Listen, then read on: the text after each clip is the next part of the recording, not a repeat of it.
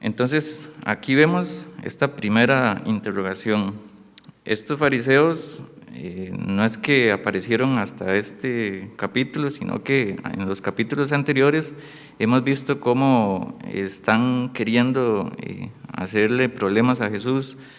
En otras señales que hacía también le estaban preguntando sobre su familia, sobre sus inicios. Ellos decían, pero usted es el hijo del carpintero, usted viene de esta ciudad, usted es un hombre, ¿cómo se atreve a decir estas cosas? Como lo vimos en el capítulo anterior, que él habló duramente y les dijo que ellos eran de su padre el diablo.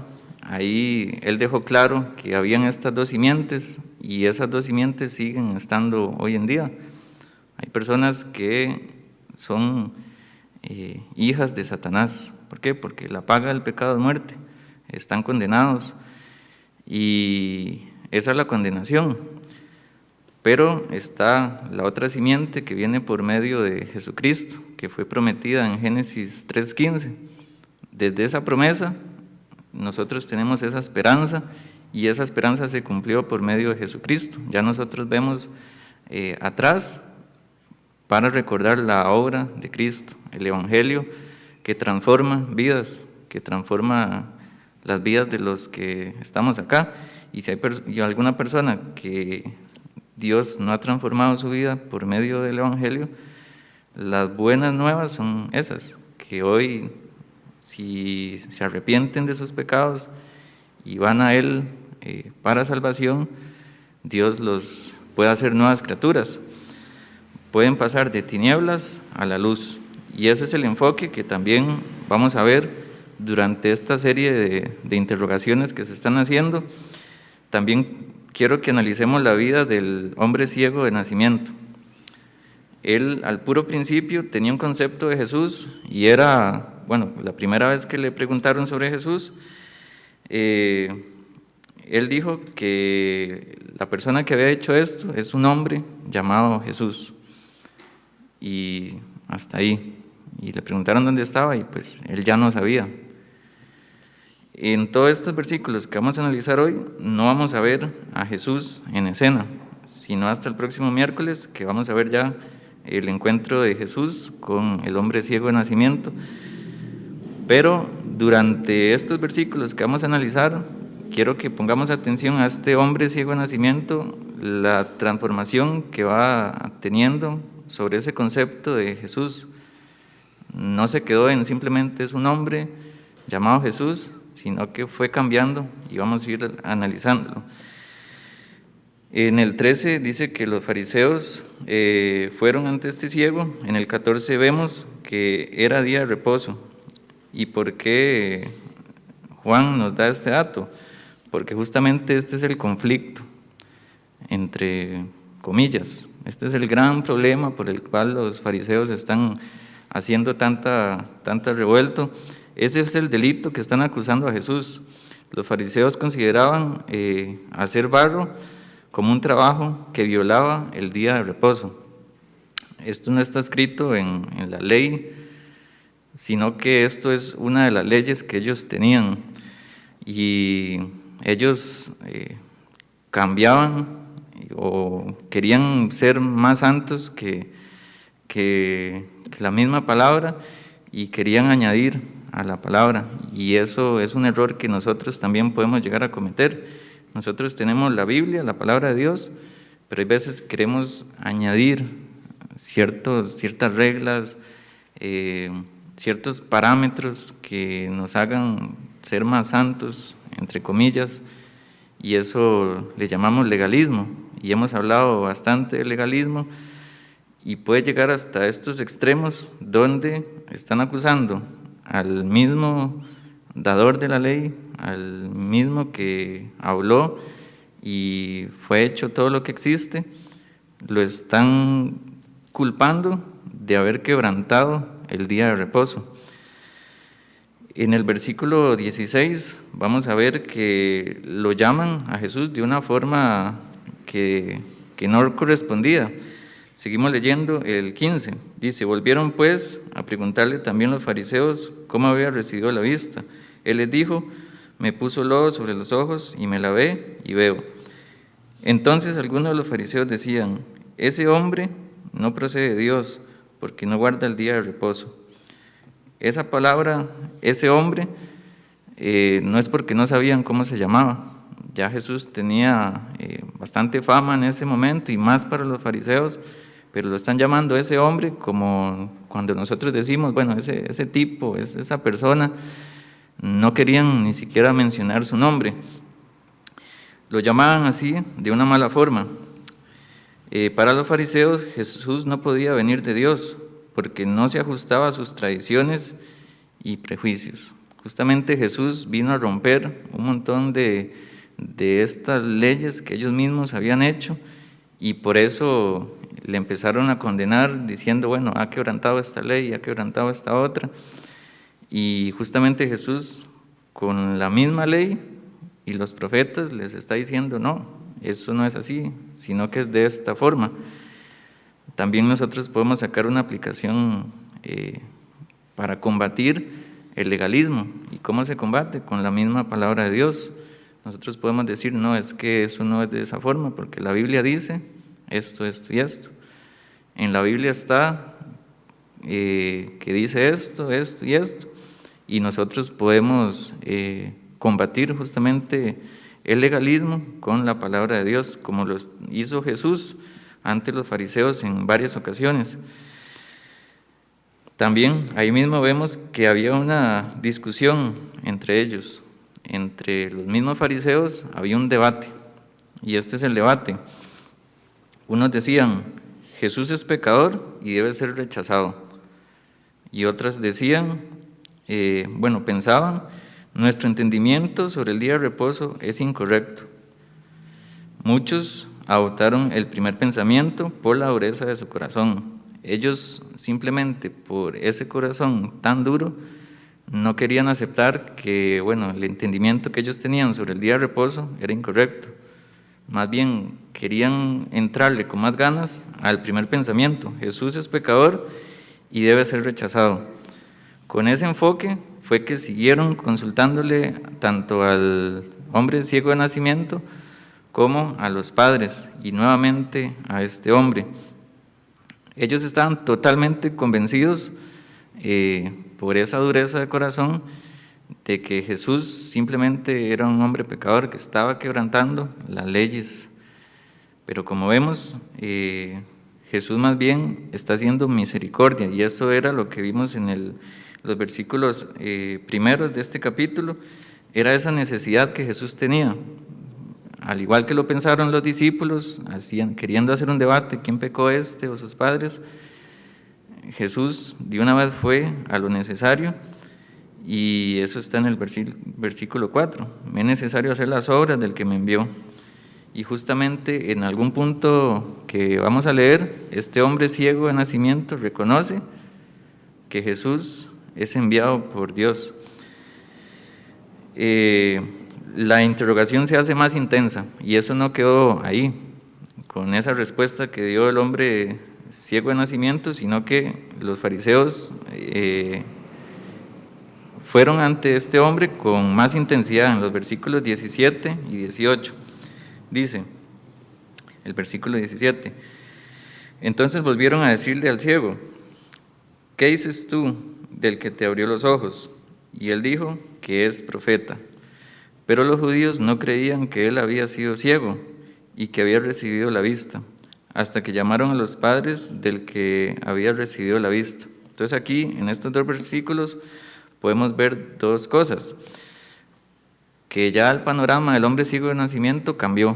Ya no, Jesús no es solamente el hombre llamado Jesús, sino que ya le llama profeta. En el versículo 17, ante la pregunta que le hicieron, él respondió que es profeta.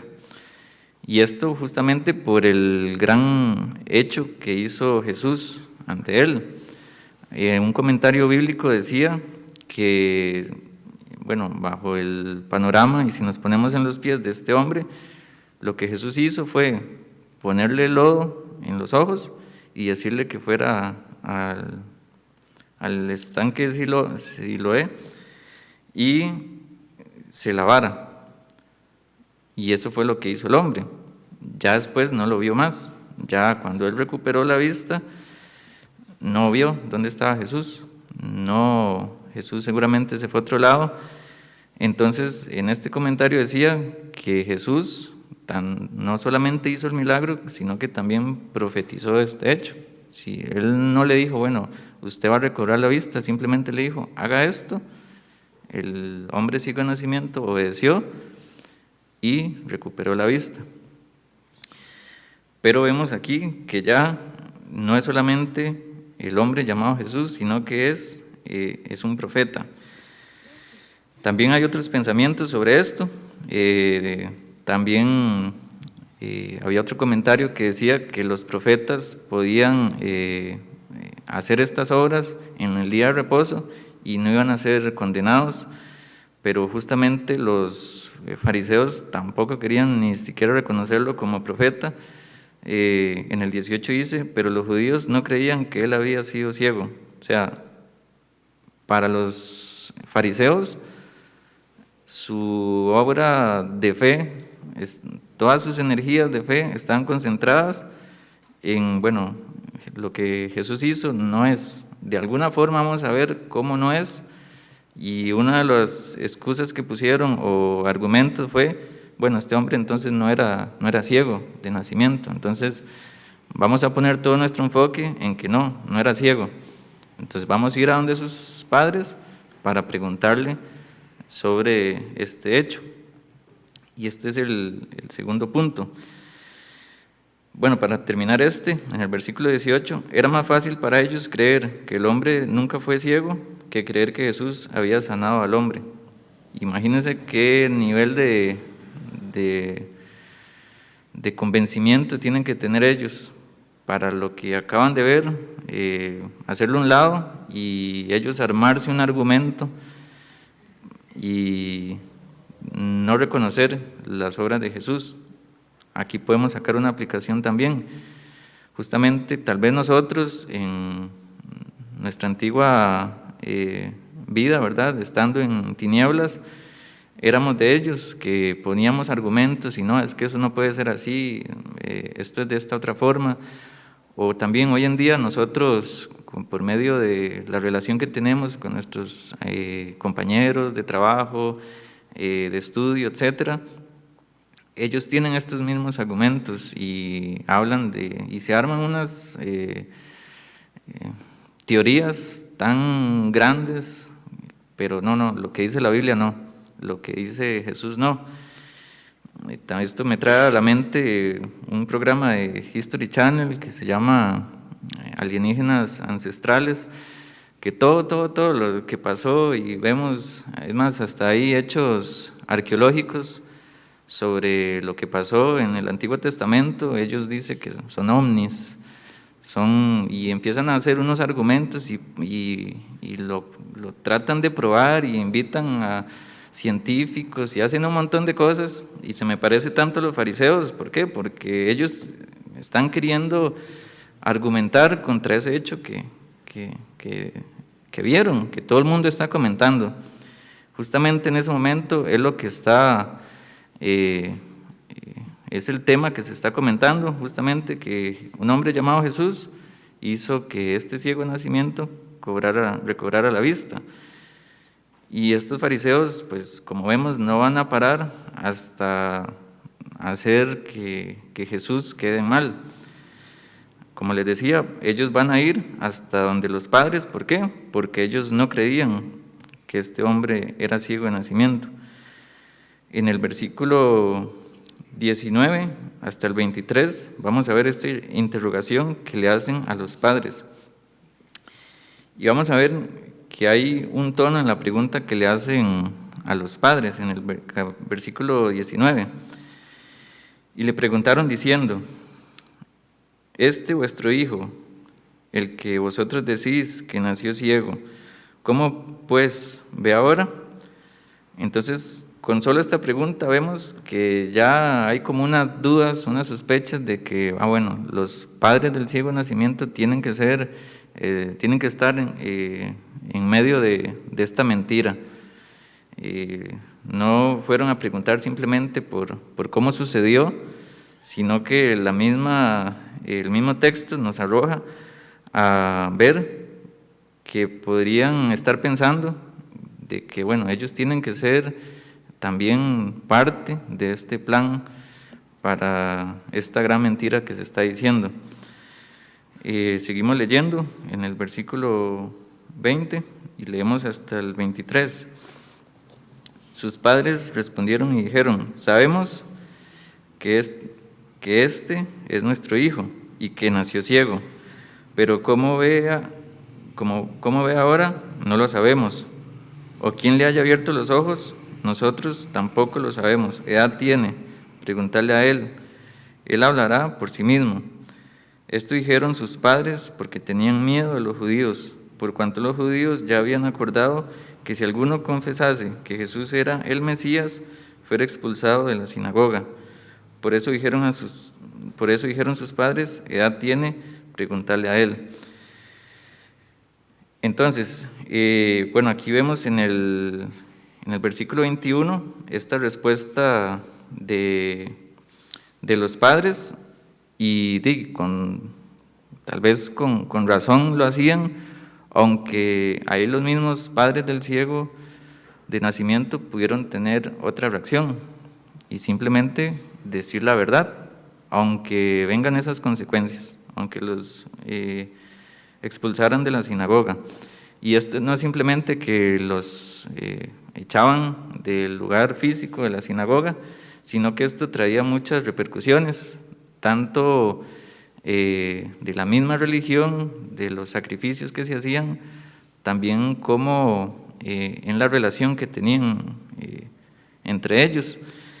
Y lo vamos a ver en el capítulo 12, versículo 42. Vamos a avanzar un momento al capítulo 12 y al versículo 42 para ver que no solamente los padres del ciego estaban pensando así o tenían esa reacción, sino que otras personas también. En el capítulo 12 y el versículo 42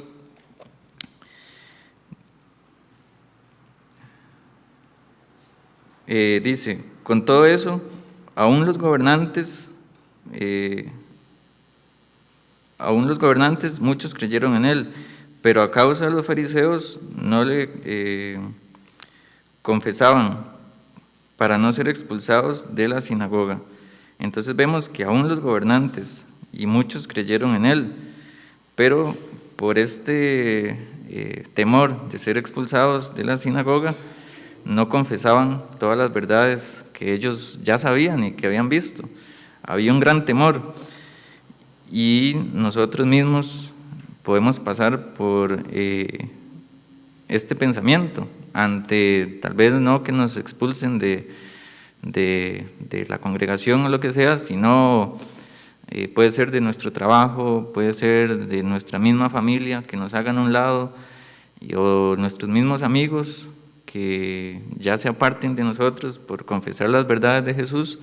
Entonces nosotros vamos a imitar esta actitud que tuvieron los padres, y como vimos, no solo los padres, sino que hasta los mismos gobernantes. Voy a leer un comentario también que tiene que ver con este tema. Dice, bueno,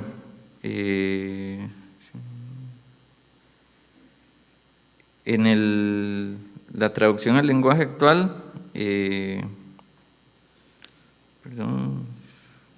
bueno, eso en el versículo 24, esto que vamos a leer a continuación, bueno, leamos primero nuestra versión, versículo 24. Entonces volvieron a llamar al hombre que había sido ciego y le dijeron: dad gloria a Dios. Esta es, y esto entra dentro del segundo interrogación, como punto número 3. pero quería leer otra traducción de este versículo 24. Dice: los jefes judíos volvieron a llamar al que había sido ciego y le dijeron: júranos por Dios que nos vas a decir la verdad. Nosotros sabemos que el hombre que te sanó es un pecador. Y en esta traducción habla de un juramento. Este hecho que dice ahí en el 24, dice: dad gloria a Dios. Nosotros sabemos que ese hombre es pecador. Es justamente lo que les acaba de leer. Es como, bueno, júrenos que usted va a decir la verdad, háblenos con la verdad. Dad gloria a Dios es como más o menos estar diciendo eso. Y eso también lo vemos en Josué 7:19. Si quiere vamos un momento a Josué 7:19 para leer esta misma frase. Capítulo 7 y versículo 19.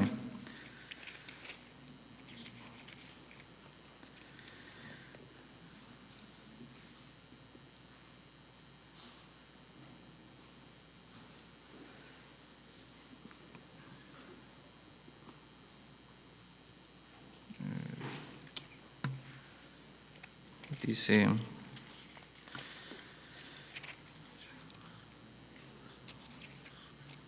perdón, están jueces. Dice el 7:19 de Josué: entonces Josué dijo a Acán: hijo mío, da gloria a Jehová, el Dios de Israel, y dale alabanza, y declárame ahora lo que has hecho, no me lo encubras. Es como una frase que ellos tenían, como dando a entender que, bueno, hábleme con la verdad. Y con este argumento están empezando esta segunda interrogación. Vemos que los padres, bueno, por ese miedo que tenían a la amenaza de ser excomulgados, y vemos que no solamente los padres, sino que otras personas también tenían este temor, al no hallar una respuesta, volvieron por segunda vez ante el ciego de nacimiento, bueno, al que era ciego, y empezaron con este argumento, con esta frase: da gloria a Dios. Esto puede que sea un tipo de juramento o un aliento para que diga la verdad, como pasó en Josué 7:19, y lo que acabamos de leer. El punto máximo y tal vez el énfasis que trae justamente la vida del ciego de nacimiento es lo que vamos a leer a continuación, el versículo 25. Entonces él respondió y dijo: si es pecador, no lo sé. Una cosa sé, que habiendo yo sido ciego, ahora veo. Y como les digo, yo le puse como título principal a las predicaciones: luz para la vida. Pero para este en específico, yo quise resaltar esa frase: una cosa sé, que habiendo yo sido ciego, ahora veo. Con este argumento del ciego, del que era ciego de nacimiento, vamos a ver cómo también la vida de este hombre ciego empieza a cambiar, y no solamente ya responde, bueno, me hicieron esto, me dijeron que hiciera esto, yo lo hice y recobré la vista, sino que empieza a argumentar estas verdades, empieza a tener un cambio. Y esta respuesta, pues, para mí, nosotros también la tenemos que hacer muchas veces ante argumentos que vienen a nuestra vida conforme a la palabra de Dios. Hay veces que nosotros vamos a tener que responder de esta misma manera: una cosa sé, que habiendo yo sido ciego, ahora veo. Y ese también es nuestro testimonio, y eso también es lo que Dios ha hecho en nuestra vida.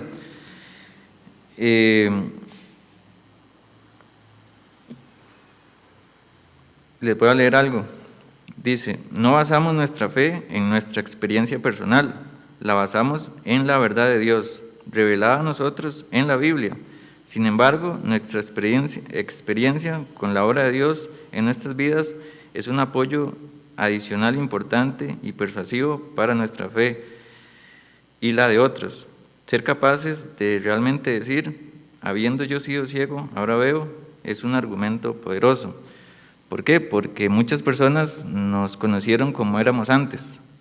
Como conocieron a esta persona que era ciego de nacimiento, tal vez a nosotros nos conocieron en nuestros delitos y pecados. Vivíamos una vida totalmente distinta a como somos ahora.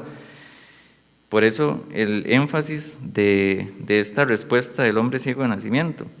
Una cosa sé, que habiendo yo sido ciego, ahora veo.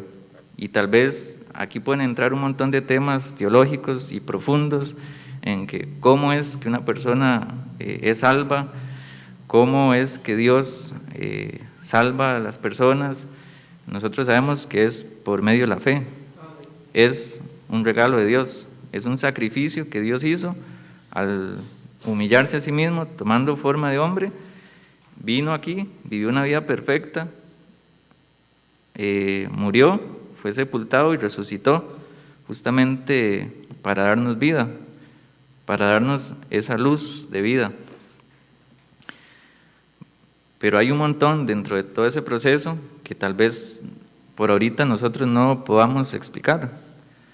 La Biblia de Dios, la palabra de Dios es tan profunda como nosotros queramos meternos. Y el pastor Henry justamente da esta ilustración de un charco que vemos ahí y nosotros podemos profundizar, simplemente ver ese charco y ver lo que es, o podemos meternos y descubrir que no tiene fin, nunca vamos a poder llegar. Así es el conocimiento de la palabra de Dios, podemos tener las verdades a simple vista, crecer bastante en ello, pero también conforme vamos avanzando, vamos a ver que son infinitas. Ante las dudas, ante un montón de argumentos que puedan traer a nuestras vidas, tal vez podamos llegar al punto, como este hombre ciego de nacimiento, una cosa sé, que habiendo yo sido ciego, ahora veo, y esto también es visible. Ya para ir terminando, y el último punto, viene la interrogación intensa y esta reacción del hombre que era ciego de nacimiento. Vamos a leer los versículos 26 y 27. Le volvieron a decir, ¿qué te hizo? ¿Cómo te abrió los ojos? Él le respondió, ya os lo he dicho, y no habéis querido oír, ¿por qué lo queréis oír otra vez? ¿Queréis también vosotros haceros sus discípulos? Y aquí hay un reconocimiento de parte de este hombre ciego de nacimiento. Él dijo esta frase, ¿queréis también vosotros ser sus discípulos? Aquí vemos cómo creció otra vez el panorama para con Jesús.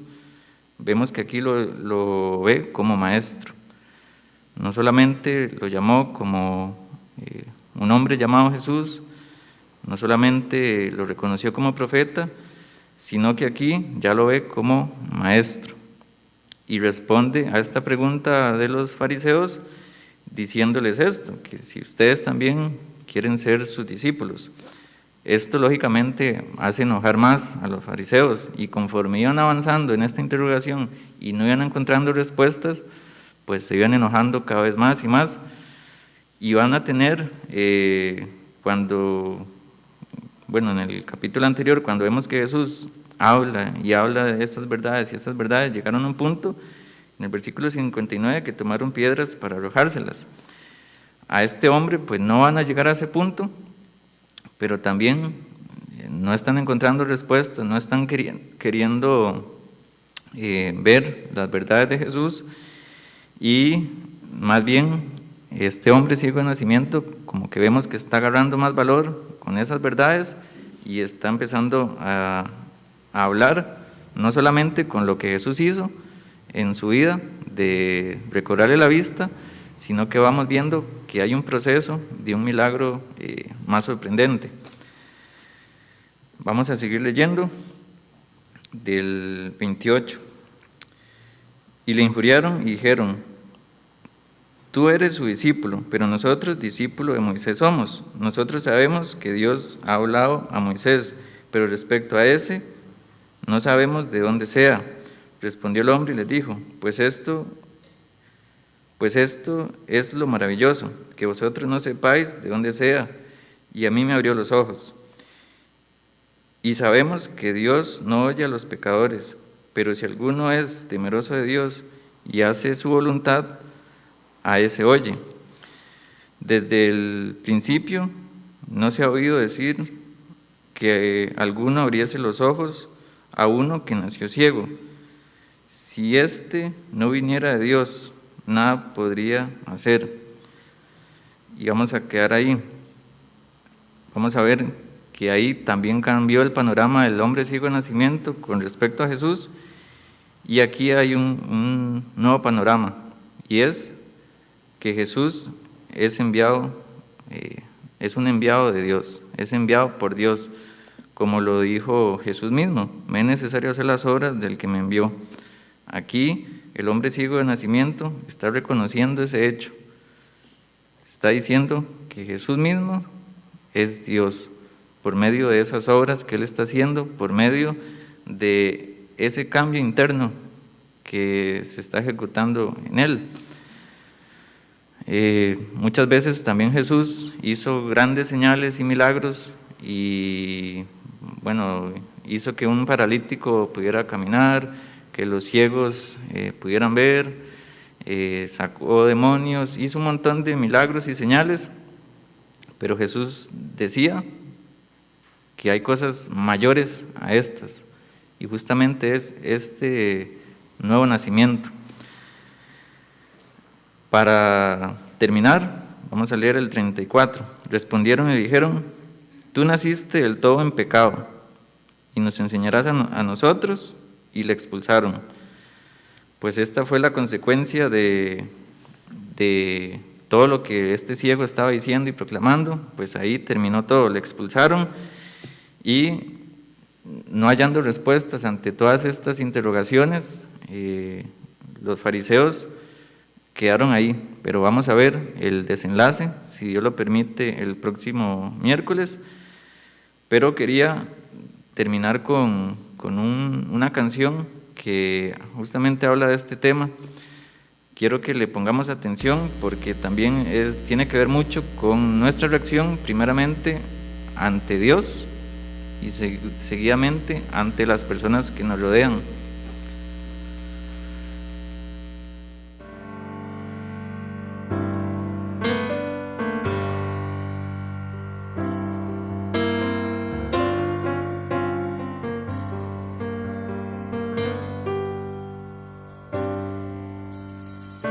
No soy Einstein, ni Van Gogh, ni Cervantes, ni Platón.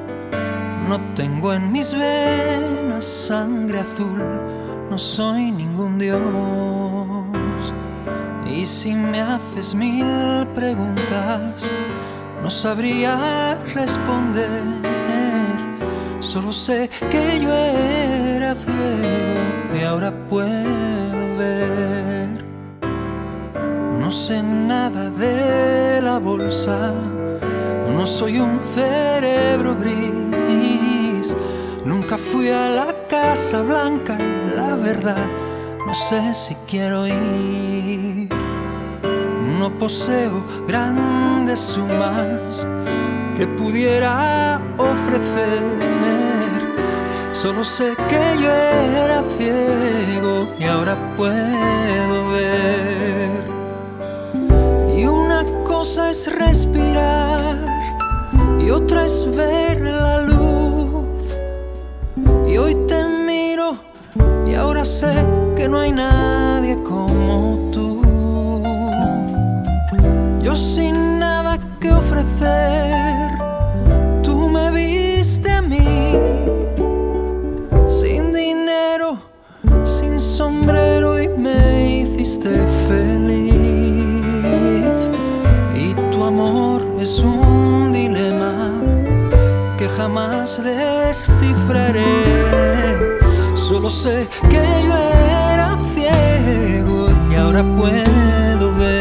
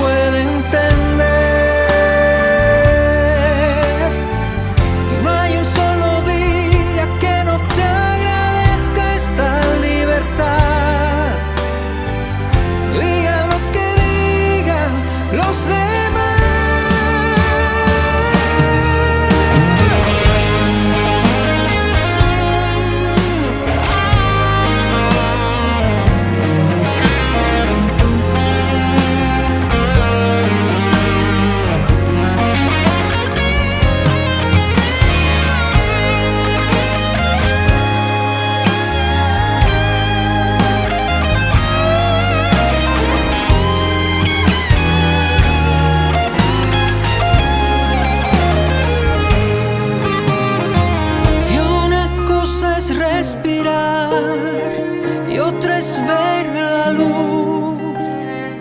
Y hoy te miro y ahora sé que no hay nadie como tú. Yo sin nada que ofrecer, tú me viste a mí, sin dinero, sin sombrero, y me hiciste feliz. Y no conozco a Leo Messi, ni a Nadal, ni a Federer. Solo sé que yo era ciego y ahora puedo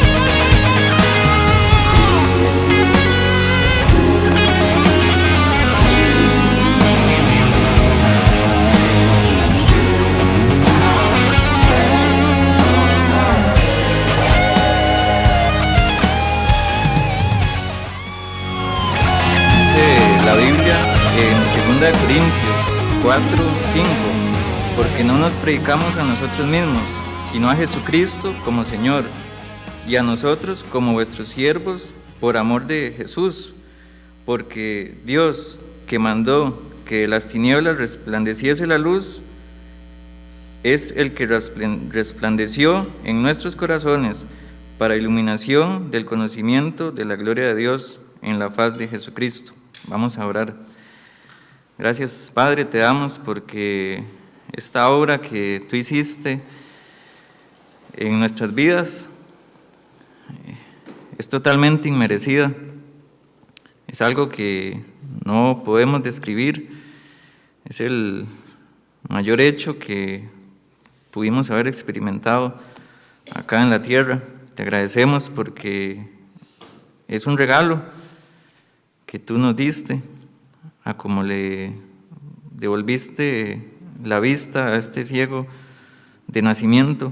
Nosotros desde nuestro nacimiento estábamos muertos en nuestros delitos y pecados, y a los que somos tus hijos, Señor, te alabamos y glorificamos porque nos has pasado de tinieblas a la luz. Tu luz ha resplandecido en nuestras vidas por medio de la obra de Jesucristo. Señor, te pido que si hay alguna persona que en este día aún está en tinieblas, que hoy pueda ser ese día en que tú toques ese corazón duro y que deje de tener argumentos ante ti, que deje de batallar y que simplemente se rinda ante tu palabra, ante tu poder, y que pueda reconocer que es pecador o pecadora. Tu Espíritu Santo sea el que lo convenza de pecado y que pueda llegar a tus pies para salvación. Igualmente a los que somos tus hijos, Señor, ayúdanos a ver este gran tesoro que tenemos en nuestras manos y no dejar esta luz simplemente en un lugar bajo, sino ponerlo en lo más alto de nuestras vidas, y que esta luz pueda alumbrar a las personas que nos rodean, que tu palabra more más en nuestros corazones, Señor, y que podamos ponerla en práctica. Todo lo ponemos en tus manos, en nombre de Jesús. Amén.